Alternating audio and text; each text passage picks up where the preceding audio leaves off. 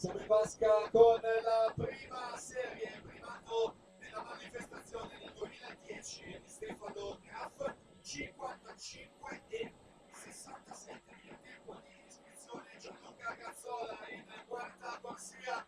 Ci avviciniamo alla virata numero 2, quella di metà gara ai 50. Vediamo la situazione.